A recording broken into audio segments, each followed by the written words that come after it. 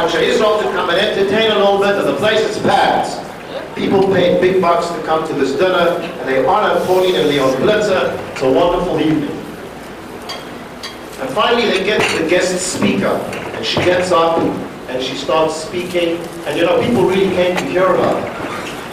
And as she's talking, they realize she hardly can speak English. She doesn't know what she's talking about, and it's terrible. And she's going on and on and on. People start talking, they start drinking, they're knocking their plates, they're knocking their glasses, eventually they start trickling out to go to the other side of Skyline to admire the view.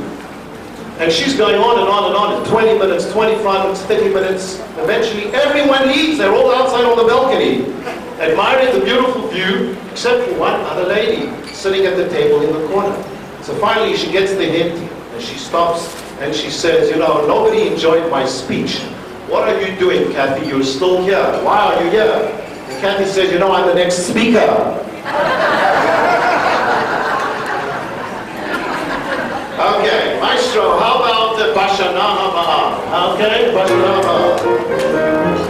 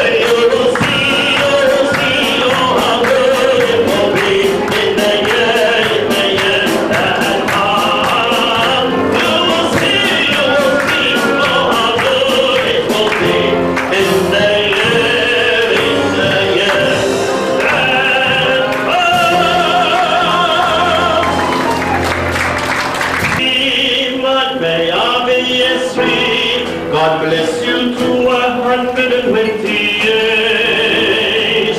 God bless you, Pauline Blitzer, may your joy always increase. God bless you, Leon Blitzer, may your nachas never cease. Ad meya beyes, give him a hand. Ad meya beyes, God bless you to 120 years once again. Ad meya beyes. God bless you to 150 years. Amen.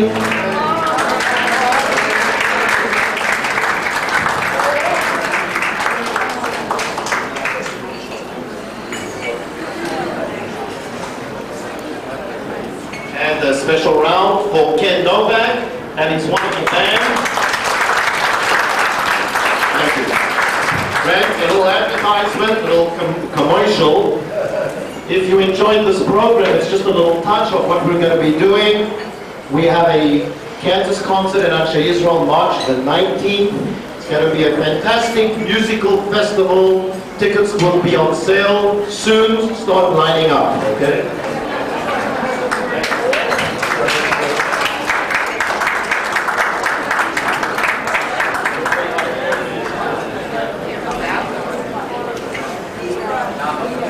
Well, thank you, Councilman. That was really fabulous. Thank you so much. We really appreciate it. This concert by Councilman.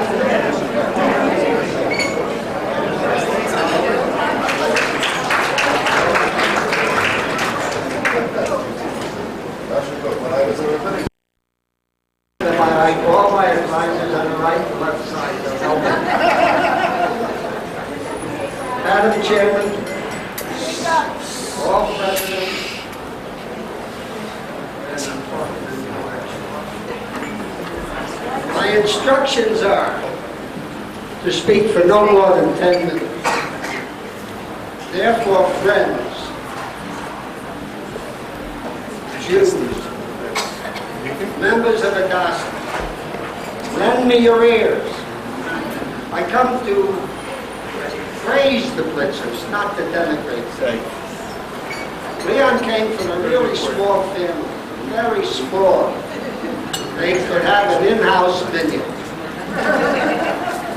Pauline's family is not quite that small. Unfortunately, as a youngster, Leon was not a starker like he is now. It was decided when he was younger that he should attend the University of Arizona. In the early 30s, Pauline and Leon registered at the university.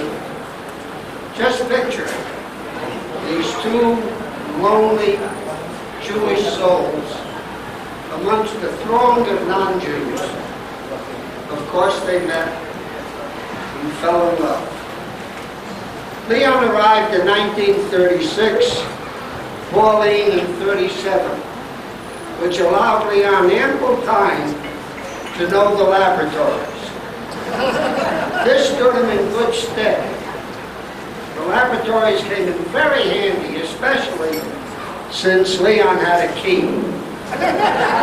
Handy enough so that the Dean of Women called Pauline into her office and told Pauline to stop all the hanky-panky in the laboratory, killing the whole deal for Leon. Be not worried. I don't know what they did in the lab, but Leon, being very bright and observant, he found many other places. After Leon obtained his doctorate at Caltech, he worked for the Navy. Later, he and some of his colleagues figured out the course of the first satellite would take when it left the Earth. And you would think that if he could guide a satellite for hundreds, thousands of miles, that he would be able to find a place a couple of doors from his house. There's no ride in the car with him, if you will hear Pauline saying, take your next right. Then later she says, take your second left. You can plainly see that she doesn't want him to get lost. And he doesn't want to either. So he listens to her very carefully, and he ends up where he's supposed to end up. Usually when an author has a book published, he does so with some hope of substantial royalty. Frankly, I don't think that Leon even considered so prosaic a thing as money. The book entitled The Exterior Ballistics of Rockets was placed on a restricted list by the United States Navy. After the restrictions were lifted, the book probably sold as many copies as there are technical libraries in the United States. It so happens Doris and I were in Topeka, Kansas.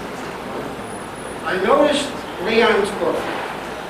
I inquired of the bookstore man if the book sold well.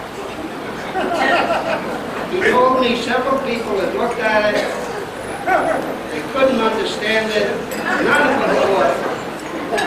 And I was the only one who bought the book. One day, Leon, glancing at one of our bookshelves, remarked, didn't I give you a copy? I replied that I bought it in Topeka. In Topeka? I didn't even know they sold copies in Topeka. I said they only had one. However, Leon doesn't worry about money. One day, Henry Kaufman told Leon he read about Leon's promotion to a full professorship with a raise. Well, you know, Henry is very pleased, and being his usual reticent self, He said, how much? $200, replied Leon. That's great. Now you can give more to the ZOA. For Henry, the sun and the rose set with ZOA. Leon, knowing Henry's thinking, said, 200 a year, not 200 a month. Henry could not believe it. In the 30s, the university paid next to nothing. But then the professors demanded very little.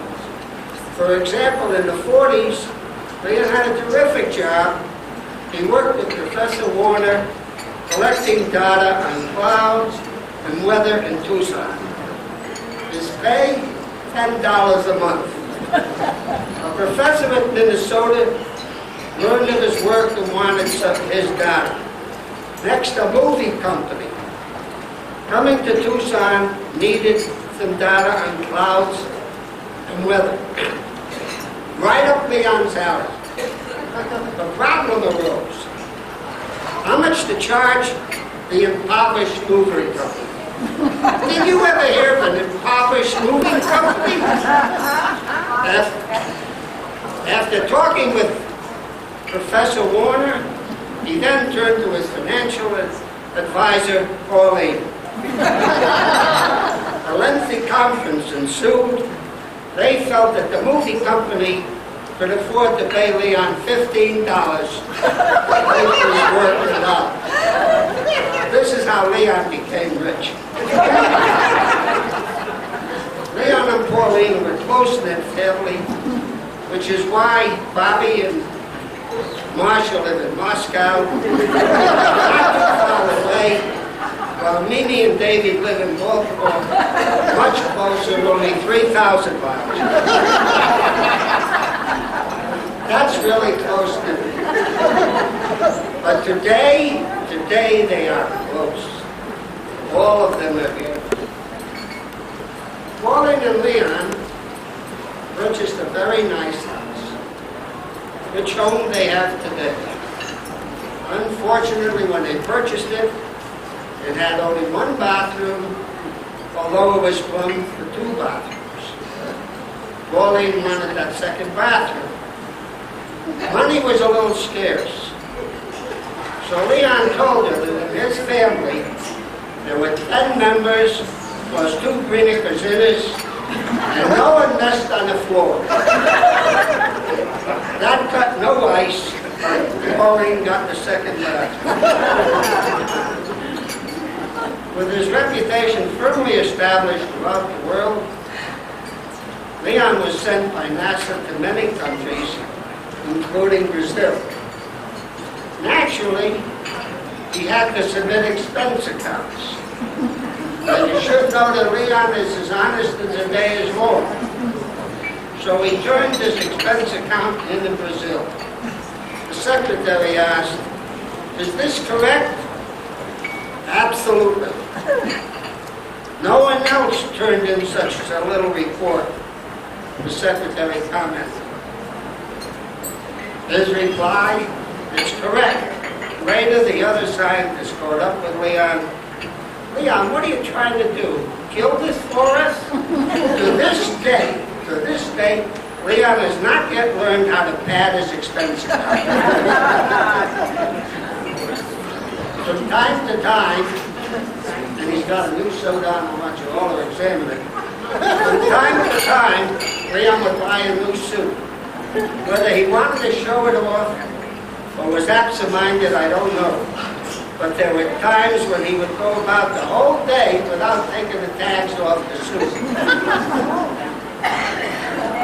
Another anecdote that's very funny. Did you know how the Blitzers sleep? Well, let me tell you. Some years ago, there was a dental convention in San Francisco. Doris and I, plus our Portland friends, the Kansas, always shared a suite. Pauline and Leon had come to San Francisco for one reason or another without a reservation and were unable to find a room. And Pauline who knows absolutely everything that goes on everywhere, knew where we were staying. They visited us. We suggested that they stay the night with us. A couple of cots were brought into the living room. After breakfast, despite our insistence, Pauline was adamant she wanted to pay for her own sleeping arrangements. We accompanied her to the cashier, who told her it was $12, $6 for each cot. You mean $6, she said, not 12. You mean you both slept on one cot? Asked the cashier incredulously. Yes, came the reply. Whereupon the cashier called the housekeeper, who said they only slept on one cot. The $6 was paid. As we left the cashier's desk, I asked Pauline, how could two adults sleep on a cot 28 inches wide? For answer, we always sleep like spoons. This brings to mind something Leon told me while we were discussing a case in which the prosecutor had questioned the accused but had gotten completely unsatisfactory answers. We were in Leon's kitchen. Leon said, Pauline should have been doing the questioning. She knows more ways to extract information than that prosecutor. Come to think of it, Leon says, Pauline should have gone to law school, as some of her married friends did. Leon felt, as do I, that she would have made a terrific trial or prosecutor.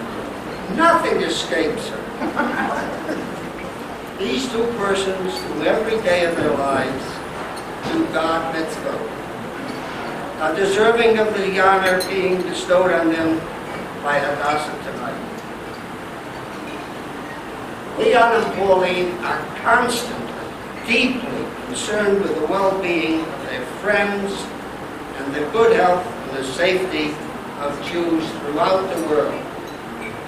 Lift your cups high and let us give these two wonderful people our thanks. Doris and I love them very much. We are very happy to call them friends.